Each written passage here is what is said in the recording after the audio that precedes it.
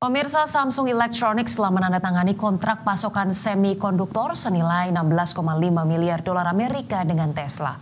CEO Tesla Elon Musk menyatakan bahwa pabrik baru Samsung di Texas akan didedikasikan untuk memproduksi chip A1 atau AI6 generasi terbaru milik Tesla.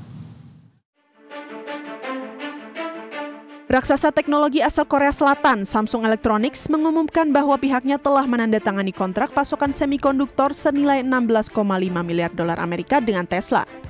CEO Tesla Elon Musk mengkonfirmasi berita tersebut. Musk melalui unggahan di platform X miliknya menyatakan, pabrik besar baru Samsung di Texas akan didedikasikan untuk memproduksi chip AI6 generasi terbaru milik Tesla. Musk juga mengatakan saat ini Samsung membuat chip A14 Tesla yang menggerakkan sistem asisten pengemudi full self-driving. Sementara TSMC akan membuat AI5 awalnya di Taiwan dan kemudian di Arizona.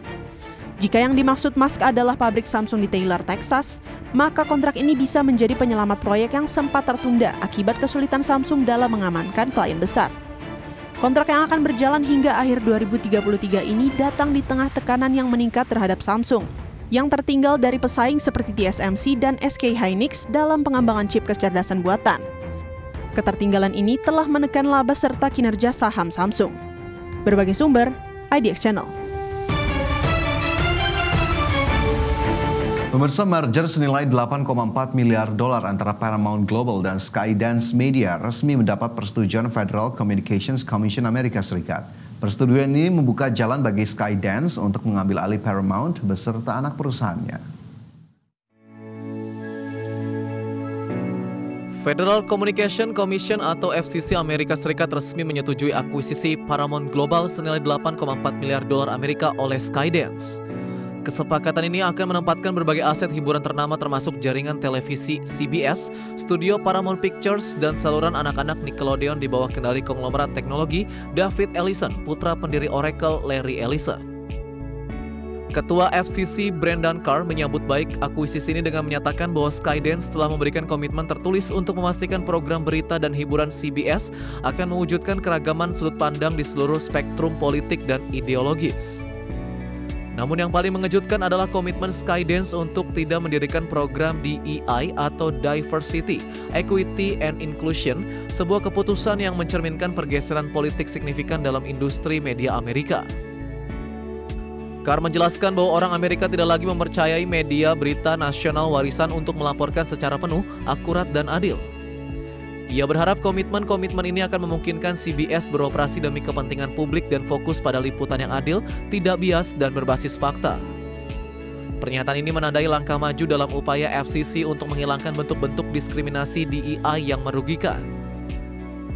Aspek paling kontroversial dari kesepakatan ini adalah penyelesaian gugatan Donald Trump yang menghabiskan 16 juta dolar Amerika. Pada Juli 2025, Paramount setuju membayar jumlah tersebut untuk menyelesaikan gugatan yang diajukan Trump atas wawancara CBS dengan Kamala Harris selama kampanye Presiden 2020. Pengacara Trump menuduh jaringan tersebut mengedit jawaban Harris untuk membingungkan, menipu, dan menyesatkan publik. Berbagai sumber IDX Channel. Pemirsa, Intel Corp mengumumkan pemangkasan besar-besaran jumlah karyawan hingga 22% pada akhir tahun ini. Restrukturisasi mencakup berbagai divisi termasuk manufaktur, riset dan pengembangan serta penjualan dan pemasaran. Intel Corp mengumumkan pemangkasan besar-besaran jumlah karyawan hingga 22% pada akhir tahun ini.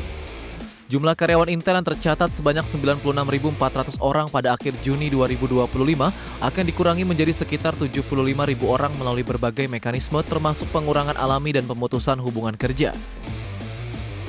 Restrukturisasi mencakup berbagai divisi termasuk manufaktur, riset dan pengembangan, serta penjualan dan pemasaran.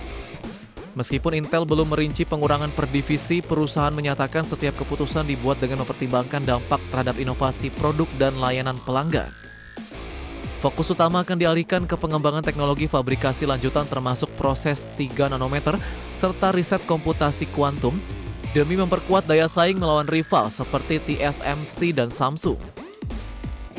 CEO Intel Corp Lip Button yang menggantikan Pat Gelsinger pada Maret lalu menegaskan pemangkasan ini merupakan kemajuan awal dalam meningkatkan eksekusi dan efisiensi operasional. Selain PHK massal, Intel juga membatalkan beberapa proyek ekspansi fasilitas di Jerman dan Polandia. Seluruh operasi pengujian dan perakitan di Costa Rica akan digabungkan ke fasilitas di Vietnam dan Malaysia. Di Amerika Serikat, rencana pembangunan fasilitas baru di Ohio akan diperlambat guna mengendalikan pengeluaran modal. Untuk meminimalkan dampak sosial, Intel menyiapkan paket pesangon dan program reskilling guna membantu karyawan terdampak mencari peluang baru di industri semikonduktor dan teknologi. Langkah ini juga meliputi dukungan penempatan kerja melalui jaringan mitra perusahaan. Langkah ini diumumkan bersamaan dengan laporan keuangan kuartal kedua tahun fiskal ini sebagai bagian dari upaya perusahaan menurunkan beban operasional non-GAAP menjadi 17 miliar dolar Amerika pada 2025 dan 16 miliar dolar Amerika pada akhir 2026. Berbagai sumber IDX Channel.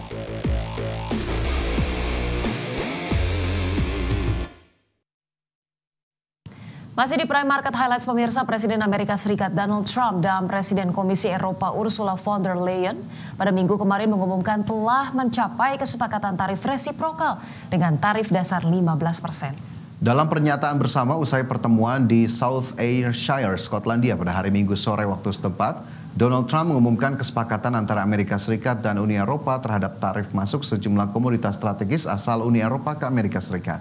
Meski demikian, tarif masuk sebesar 50% terhadap produk baja dan aluminium dari Uni Eropa ke Amerika masih akan tetap berlaku.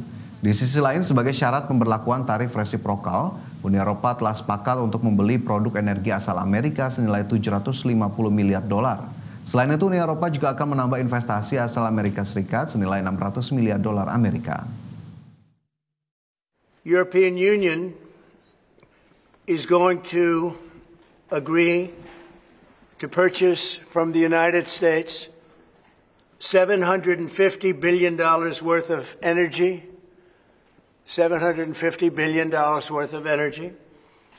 They are going to agree to invest into the United States $600 billion more than they're investing already. So they're investing a large amount of money. Pemirsa, buku memoir terakhir legenda rock Ozzy Osbourne dijadwalkan akan dirilis pada 7 Oktober 2025 mendatang. Ya, meski belum diluncurkan, buku ini telah laris dipesan di platform penjualan daring. Dalam rangka menghormati perjalanan musik musisi legendaris Ozzy Osbourne, sejumlah hal yang berkaitan dengan perjalanan karir Osbourne tengah dipersiapkan. Mulai dari rencana pembuatan film, video dokumenter, karya-karya yang masih tersimpan hingga buku memoir. Namun yang dapat dipastikan akan dirilis pada tahun ini adalah buku memoir terakhir Osbourne yang berjudul Last Rites yang menurut rencana akan diterbitkan pada 7 Oktober 2025 mendatang. Memoir tersebut akan memerinci masalah kesehatan yang dihadapi Osbourne dalam beberapa tahun terakhir. Osbourne juga merenungkan kehidupan dan karirnya yang luar biasa, termasuk pernikahannya dengan Sharon Osbourne dan apa yang membuatnya kembali ke panggung untuk mengadakan konser perpisahan bersama Black Sabbath pada awal Juli ini. Pada 24 Juli lalu, memoir Osbourne termasuk I Am Ozzy yang diterbitkan tahun 2010 dan Last Rites yang akan diterbitkan kemudian menempati 10 teratas dalam peringkat penjualan daring Amazon Movers and Shakers untuk kategori buku. Berbagai sumber IDX Channel.